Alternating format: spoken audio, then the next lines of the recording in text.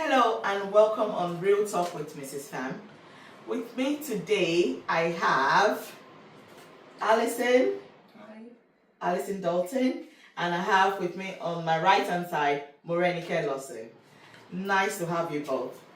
Today on Real Talk with Mrs. Pham we're going to be talking mental health. Yes, mental health. Breaking the struggle around mental health. That's our topic for today. How do we break the struggles around mental health? So this can be in the form of, how do people see anyone going through mental health issues? How do people, see them? What do people feel is going on with them? Do we even actually know or have an idea of what mental health is? The struggle that people, face when they have these issues.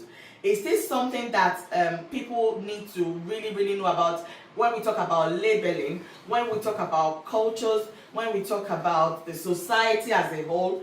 How can we help? How can we even relate? Does it even exist? Do people even have issues they deal with mentally?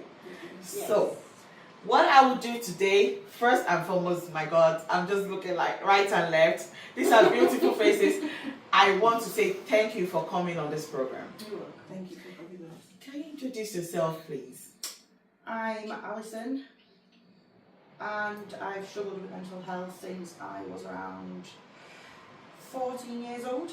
It started off as bullying, and I did end up going to the form of self-harming to cope with it.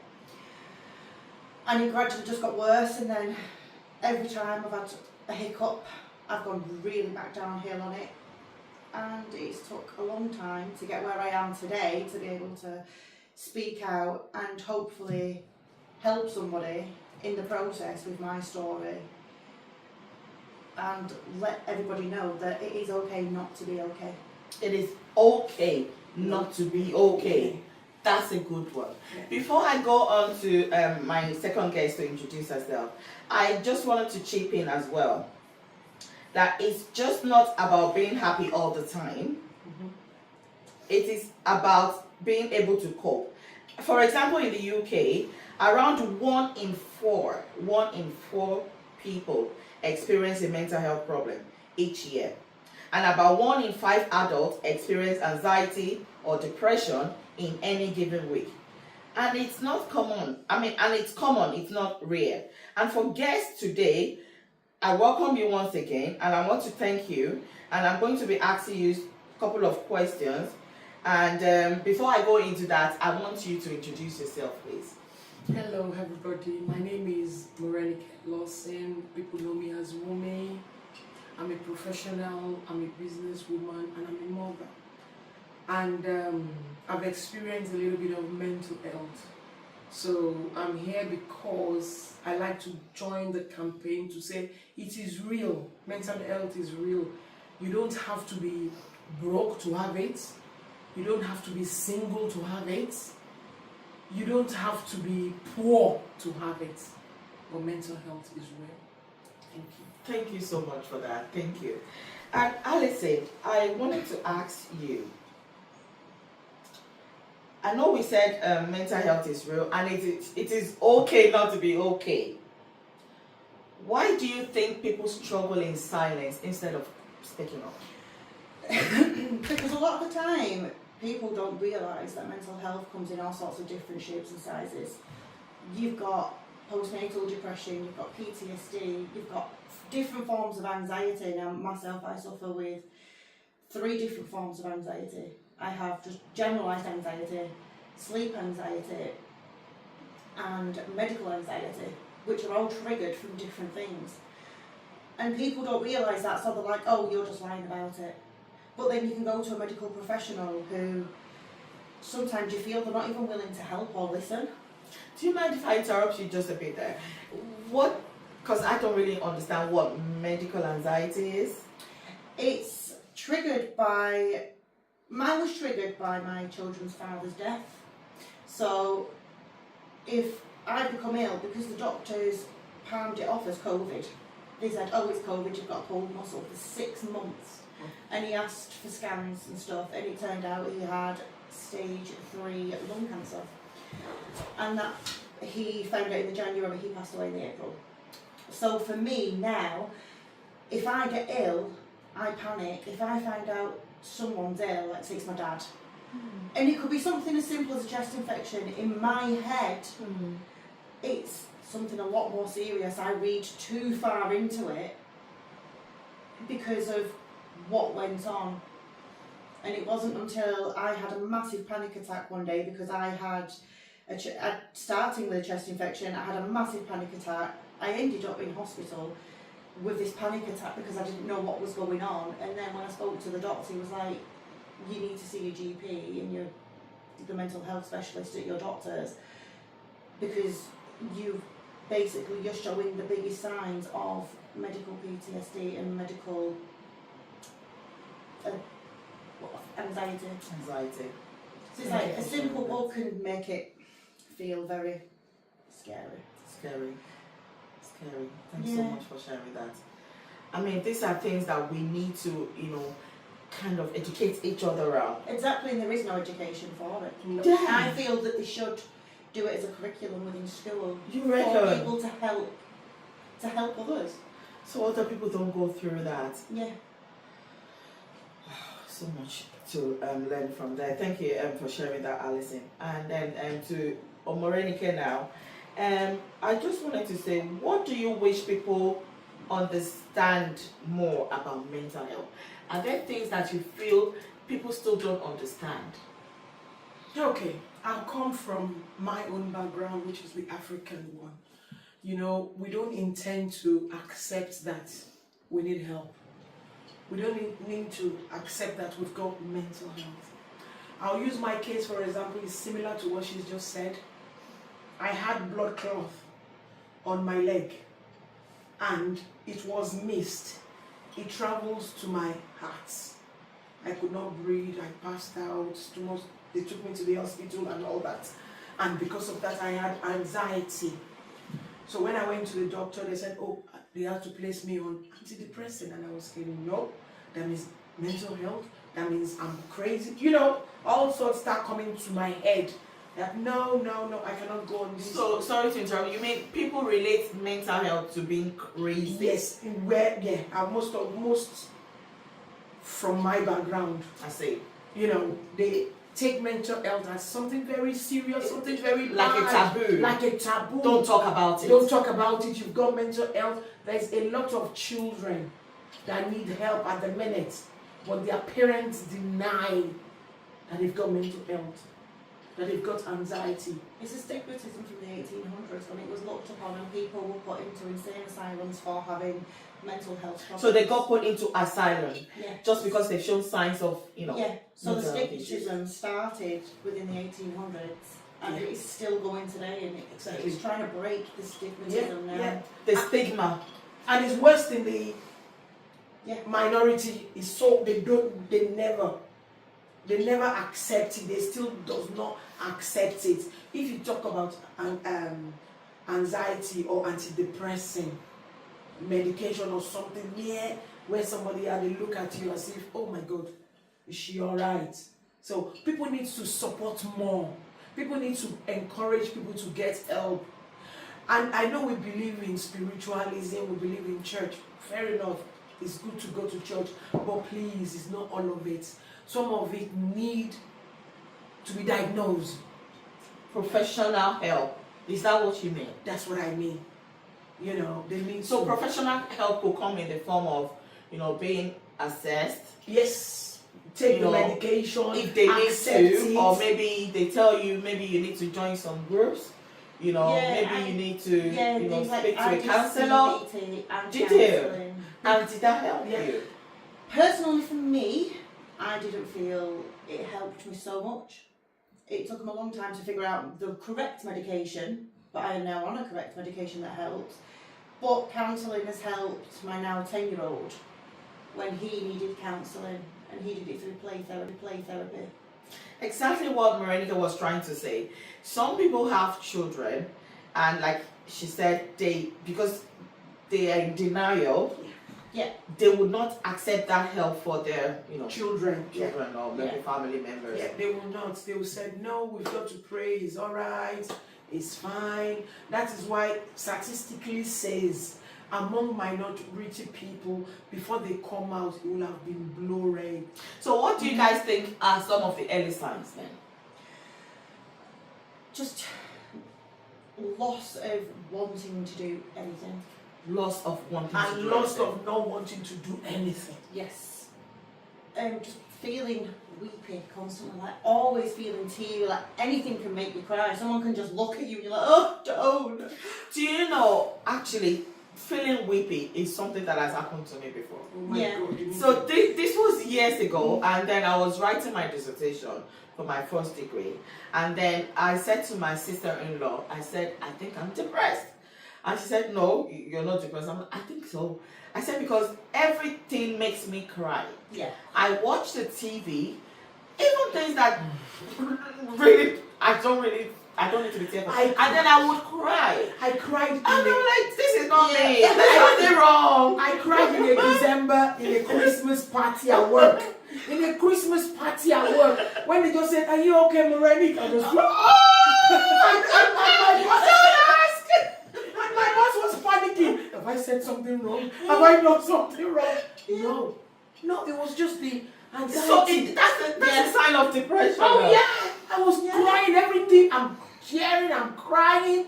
At home when my son is supposed to visit, when they say they are coming, and I look at the time, they say they are coming at 2, and it's now 2:30 and they are not here. I'm crying. Oh God. I'm crying.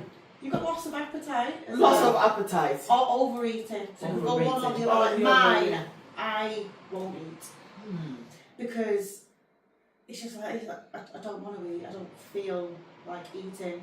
I don't fancy anything, and then you end up just forcing yourself to eat something. You don't enjoy it, but you're only eating it because you know you need to eat it. You need to eat it. And then, do some people isolate themselves as well? yeah. I do. Yeah. That's why sometimes you'll not see me on the street for weeks at a time. I just live in my little corner, hiding from the world. Yeah. And when you hide from the world, do you feel like I'm okay doing this, or I need to do this? Okay. It's my way of just Coping. kind of reverting back to and processing everything that's going on in my head. Do you have other signs? Yeah, in my quiet little world, I don't want anybody disturbing, talking. Just moping, doing nothing, just moping. And could self-neglect be a sign as well? It is a massive sign. I self-neglected really bad with some of mine, and mine was like mainly dental, because I'd hide and I wouldn't brush my teeth, I wouldn't shower, and because of that I now need to go and have my teeth fixed because of how bad I allowed them to get. But then at the same time I blame myself for it, and I can't blame myself Blame? for it. Yeah.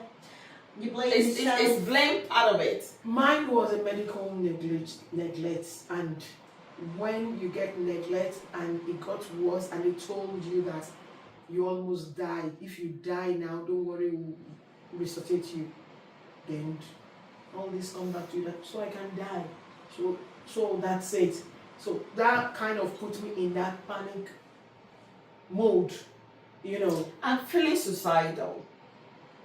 That's when things have got to Go a too point. far, to a point. It with mental health is gradually. From one step. Yeah. You start kind of, people start kind of It's like a noticing. hole. Yes. You're just falling down this hole, and sometimes you will have hands reaching to help you to stop falling down this I hole. was going to come to that. Thank you, Alison. So, Beat you to it. I don't want you to get to it. Right, now, we see signs. We see a friend. We see a mother. We see... It happens to men as well. It does, and do you know, one thing I can say as well that I noticed is males get postnatal depression. Oh, and yeah. after I just had my daughter 10 months ago, a gentleman was going around and giving out leaflets for men to be able to talk for males. Oh, yeah. Yes, Oh, for men. males. So Oh, men men. go through post... Yes. Do they? And this guy would come round and he was talking to the dads and saying, look, here's a leaflet. We have this phone number if you need to talk to anybody. We have groups running for dads who can suffer with postnatal depression because it's a change for their life as well. And they can struggle with that change. And it's only the past, they did it with my son, it's only the past 3-4 years that they've started advocating for That's men. very interesting. Yeah, there's also now signage up at the hospital in the maternity ward for men's postnatal depression. Yeah, men to go through it, yeah. To try and educate people. To try and educate, that's really helpful. That's really, thanks for sharing that, Alison. So I was gonna say, now that we've seen that, you know, people are kind of isolating, self-neglecting, being very negative. For some, it could be just very, very negative. They never see anything positive. Yes. Low self-esteem, you know, lack of confidence. Don't even want to go out. Don't even want to talk to people. Yeah. Don't even want to see people. Now we've identified that this can happen to anyone. Maybe we know someone that's going through this, or maybe we are going through this. How can friends, family support each other at work? You know, how can we support this set of people? It's literally reading between the lines. You know what? I'm grateful to the kind of team I worked for because they made me see that I need to take those medication. They made me see that I needed help because I was fighting it. I said, nope, I'm not going to go on antidepressant. I'm not going to, because they were there when, you know, when I was getting to rock bottom. They noticed the difference. Yeah. So, you know, my manager, bless her, just called me one day and said, you know what, I've seen this before. I've seen this happen to somebody that is very close to me. And you know what, I don't want it to go close. I don't want it to happen to you. Yeah. Just take this medication. It does not do nothing. Just help yourself. Just please. People take it. I know there's stigma behind it. I know. But it's just help yourself. Take the medication. Get the help they are giving. So how did you feel after taking the medication? Did it help you? It did help. It did help. The anxiety went down, you know. I could cope with the anxiety. With the medication, did you have to change maybe your lifestyle, you know, reaching I was out? lucky, like I said, I was lucky. I was on that earlier side and I had good people around me. Good. So people. it did not go far. It did not get out of that anxiety where I come into this room, I'm just panicking or tearing. So it stopped. So it took me some time staying at home. I had to stop working. So you're saying reaching out for help is actually not a sign of weakness? No, That's no. just showing Taking strength. help is a strength. It's because that means you're admitting that you That know you, there's a yeah, you problem. need help. And So you we need to that help. admit. Yes, I need that yes, word. yes. So we need to admit. First is to admit there's a problem. Yes. Because the only person that can tell me, apart from myself, is somebody as, you know, close to me as you guys are, to be like, Ola, I think there's something going on. Yeah. And then I'll be like, actually no. And you'll be, yes, something is going on. Yeah. So it's for me to admit first. Yeah. Yes. It's just once you've admitted to that yourself that you need that help, Then it makes becomes it easy easier. to accept that help. I was really lucky that I've got she's my old-time friend, and she's helped me through so much. She's been there through thick and thin, and even to the point, I just go to her, turn up at the door, can I have a cuddle? She doesn't ask any questions, and she waits for me, but she makes herself approachable. And I could never ever thank Alicia enough for what she's done. Just never being there. judged you. Never once has she She never judged said, anything. oh, it's because you did this, or it's because you have come from this background, or it's because Never, you're not ever. religious, Yeah. or it's because you're not, do you know, she never judged you. No. So we need people who would not judge us. Exactly, and that's the kind of person I am. It's like, if anybody ever wanted to speak to me about anything, there's no judgment, because what you think you've done, I could have done worse. Another thing well, is, I will never be in a place that I'm so uncomfortable at. I will not be there. I will exit. yeah, Because if I exit, it takes it away. But if I stay there, it brings resentment and hate, and I'm hurting myself. So what I do is Be I kind exit. to yourself. I do it regardless of, it's not about anybody, it's about me. So when I'm not comfortable at a place, or I feel that I'm not wanted, or I'm seeing things that are affecting my mental health, I exit. You exit. And at the same time, when I said that happened to me, I can't remember the year now. I moved out of it because I talked about it. Talking about it for me really helped. Yes. And I kind of understood why I got into it, because I thought at the time, because I said I was writing my dissertation, I think I got overwhelmed because it was a lot for me as a mature student. So talking helped me. But for some other people, talking alone would not do would not fix the issue. So we first admit, then reach out for help, talk about it. Don't be ashamed to talk about it. And then the people that we discuss this with matters as well. So I have to. So we don't go deeper. Yeah. With people judging and labeling and because when you notice that people talk badmouth you can't express yourself. Yes. Say for example, you pick up the phone and Alison, this is how I'm feeling, and I feel there's something wrong. And the next thing Alison does is pick up the phone and ring everyone. And everyone. Exactly. That's why something you said personal to that person is a confidential thing. If you're opening up to someone, it's confidential. That's why you need a safe space. With me, I don't talk like that. I don't call people and say this is my problem. Apart from my husband, if he's there at that time. But I have my safe place. My safe place is to go home, chill out, relax, or listen to music. It takes it away. It takes it away. It takes it away. That's my own coping mechanism. Yeah. What's your own coping mechanism? Music is also. But mine is, I have my safe people. Yeah. My people I know. It's like, I could message my friend Becky and be like, I'm having a real bad Shout out to Becky. Hi Becky, don't know if you're watching. I have a Becky as well. Shout out to our whole Becky as well. I could message you like, I'm having a really bad day. And she's at my door. And she was like, hiya. It's like, oh, hi, I wasn't expecting you. She was like, you was having a bad day, I've just come to make sure you're alright, I've come to pick you up. We need friends like Becky. Yeah. And my partner, Danny, his mental health, he understands it as well because he suffers himself. And even he's like, you're not right today. And then it's like yesterday I said to him, I'm having a bit of a mental health day. He's like, it's alright, go sit in bed. Just go and have 5 minutes to yourself, go read your book. So we need people who are understanding as well. Yeah, definitely. Because for some people, it could be some people going through menopause. Yeah. I'm telling you.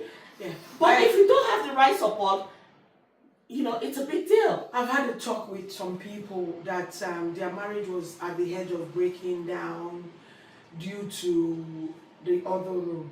The wife is going through a lot. By the way, do you know what the other room is? Of course, she's my mother. The other what? The other room. Bedroom. Some couples are having issues because of the other room where, Yeah. There you go. They Right. can. The woman was going through menopause and the man is not getting enough of it. And that this brought them apart, they drift apart. They are in the middle of breaking up. They wanted to break up. So when I got talking to them, at first you will not see where the problem is coming from. You just see this one chopping, the other one chopping. Then you now have to interview them separately. So from separately, you now know that woman is going through menopause. All her hormones everywhere. Changing. She doesn't want anybody. She doesn't want to be touched. She just wants to cuddle. She wants the man to cuddle her, kiss her and say, don't worry, you'll be fine, to pet her.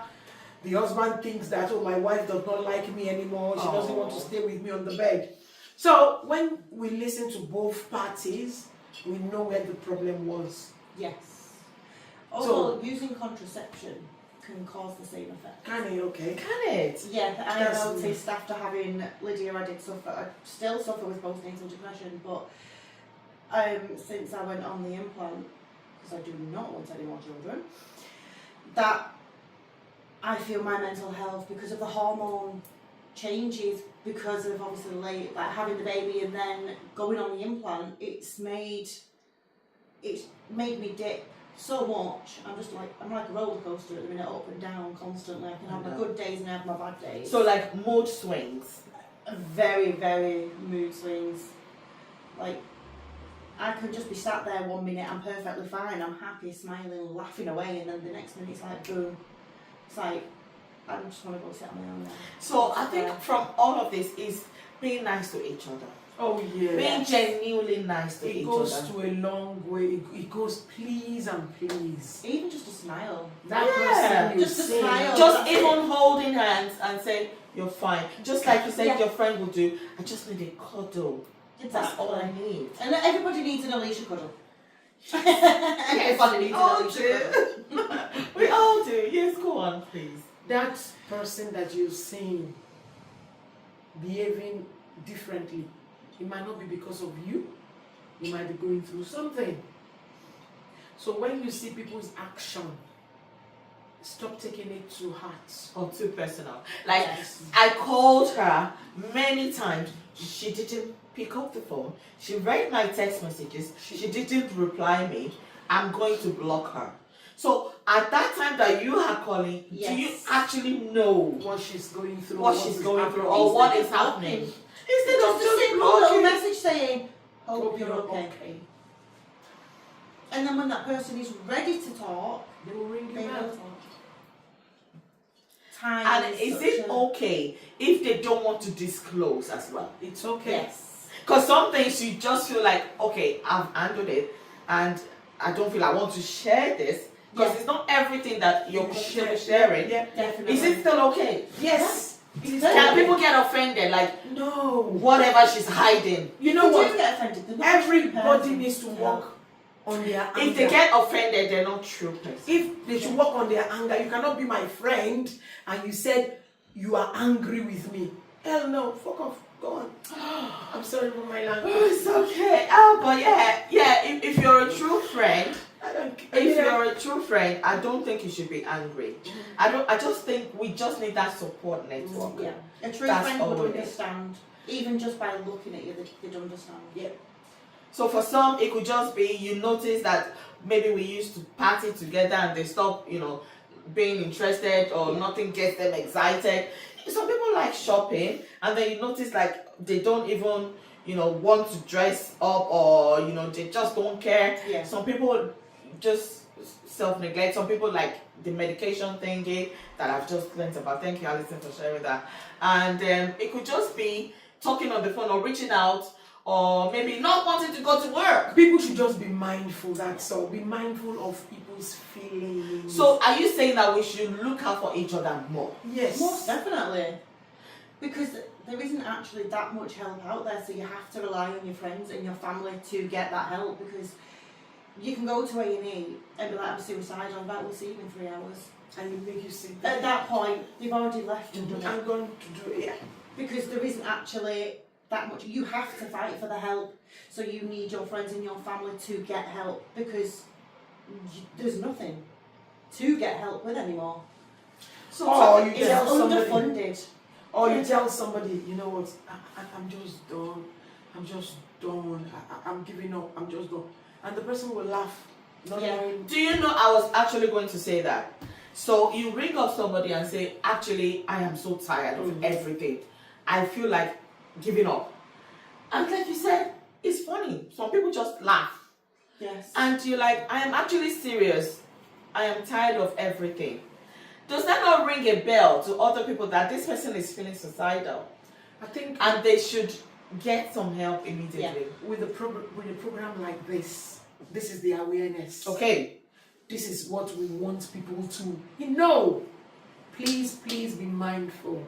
That person close to you might need help. It could even be a stranger on the Could even street. be a stranger. And we Please. mask things a lot. We kind of pretend that we're fine on the outside. Mine's unmasking daily. Do you do mask as well? Yeah, because I don't want my kids to see it. But I also educate my children on it. Like, they know that I have medication to make me happy, basically.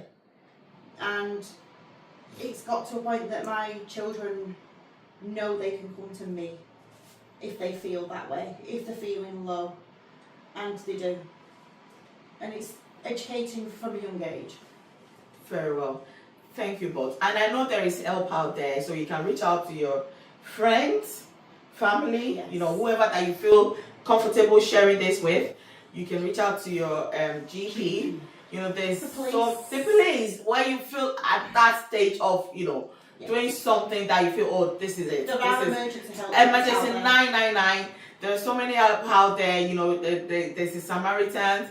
There's the different mental health teams that you know you can reach Just out Google, for. just go on I Google will and put just I will put some information out there, so people who need help can, you know, reach out. There are some numbers that is 24/7. Yep. 7 days a week, Mhm. 365 days a year, Mhm. you can reach out. So you're not on your own. I want us to talk about not being on your own. You don't have to suffer in silence, and you don't have No. to. So before we come to a close now, I want you to say just maybe one sentence about you're not alone. You're never alone. There's always somebody out there who is willing to help. If I saw someone on the street, I will help them. You need to ask for help, even if it is just a stranger. Thank you so much, Alison. About one last thing to say before we end the program. What is that thing that you feel people should do when they are at that stage and that they're not alone?